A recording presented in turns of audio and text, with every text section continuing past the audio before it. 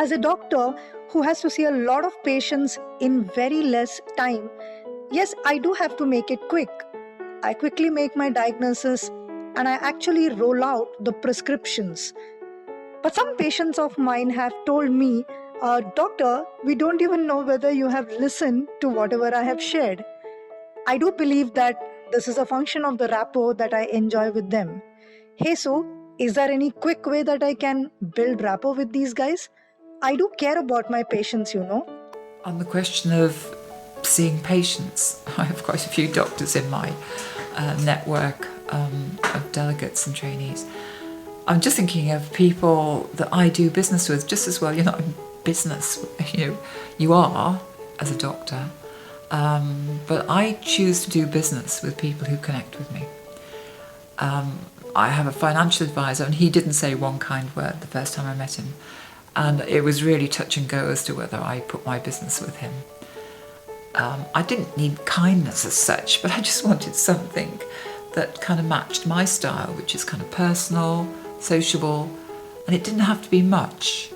But he didn't. The overriding thing that tipped me towards potentially going with him for business was that he gave some good advice. But otherwise, I would not have chosen him. In fact, I still haven't finalised, which is an interesting consequence of that. So my advice would be, well, say one kind word quickly. Probably saves you a lot of time in the long run. As a sales guy, I have joined a company recently. And because the industry is still a little new, I realize that I freeze when I'm in front of the customer. I'm not at all able to build rapport with the guy because I'm so scared that I might say or do something which is not correct. Any suggestions, Sue? About jitters in a sales meeting. Well, I was thinking of times when I feel jitters. And I have done, not so much these days, when I'm giving a talk to a very big conference of people.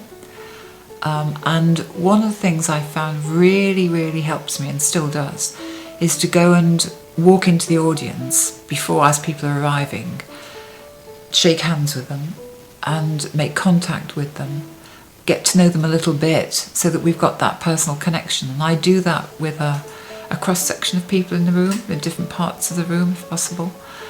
And so I have this now much more personal link to the audience rather than it being an amorphous mass. So I think that approach, and I would use it with smaller groups as well, even though I might not feel the jitters as such. But I find a way to say hello and be connected.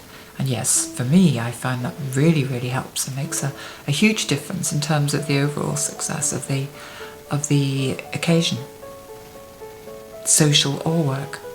I find it very difficult to build rapport with people who are very crisp and professional, especially when their domain is different than mine and there are no common interests. How do I go about it? So for you who asked about or said that you found it difficult to build rapport with people who are crisp and businesslike, you could say, okay, well, you just don't do business with people who are crisp and businesslike, but that would be a bit unfortunate, really. So you expect people to have your style. I remember going to see a managing director of a company I'd been asked to do some work with, and he was very crisp and businesslike. I went in expecting to kind of say, oh, it's been an interesting journey and the weather and so on. He went, what's your outcome? And I thought, okay, if I want to do business with this guy, I need to be to the point. And that was no great price to pay for me. It just meant changing my style to speak a language that he understood, that fitted with him. It was still a question, did I want to work with him? And that's always a question. If you've got somebody whose style is very, very different, if it violates any of your values, then that's a different matter altogether. But hey, flexibility is one of the characteristics of great leaders.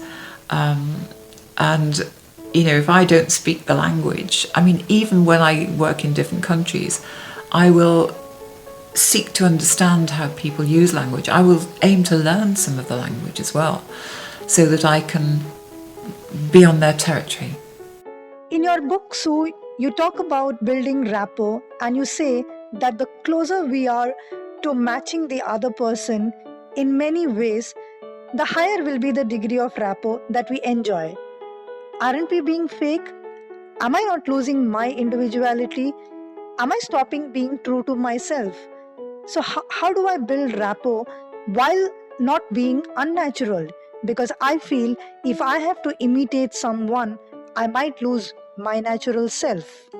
Okay, here's an answer to one of the questions, which is about, do we have to change ourselves for other people? Do we lose ourselves? I think words were to accommodate others. No, but then I think about my grandkids and I speak to them differently than the way I'd speak to, say, a delegate on a programme. Sometimes, not always, but sometimes. If I'm speaking to somebody in another country that doesn't,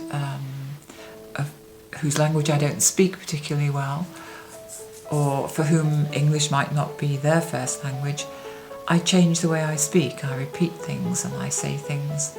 I emphasise things in different ways. I certainly don't feel I'm losing myself in doing that. So I think it's all a part of being sensitive to others. And we have that flexibility. We can have a range of behaviours for a single identity.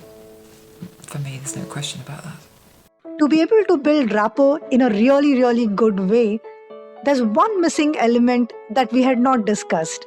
Want to find out what that is? Listen to what Sue has to say. Another concept that's very connected to rapport is whole body listening. I mean, listening is a pretty neglected area anyway in many contexts. To listen with your whole body means to not just match the language to some extent, not completely, but to match the body language as well. And again, not necessarily completely, but if we get into the same way of moving, a similar stance, we'll engage the same kinds of thinking patterns. So, for example, people who are visual tend to look up, use very visual words. So if you're doing similar, speaking kind of energetically and looking up, the chances are you're going to start speaking the same language as them. You'll engage the same kinds of systems. And at an unconscious level, it communicates a lot. To have somebody who is really listening to you is kind of a rare phenomenon in the world today. So people sense that. They sense that you're noticing them and responding to them with every aspect of you. And the chances are that you will increase rapport, increase understanding. And of course, there's a lot more in NLP about the non-verbal behaviour. And I'm sure that you're going to hear about that in future sessions from Anita.